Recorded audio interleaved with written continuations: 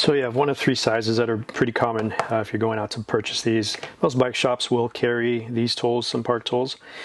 This one goes by a number of 0, so that's usually the tightest, the smallest fit. You always want the tightest fit. This is a 1. And then we have the red one, that's a 2. So usually I see quite a bit of work with these two. Once in a while this guy comes in. There can be something bigger out there, so it just depends on what specialty rim you have. So I did use the flathead screwdriver if you're coming in from the bottom of the spoke. So if you're coming in, you're first installing your spoke, this will allow you to turn, get it threaded on, and then you can finish it off with either fingertips or one of these tools here.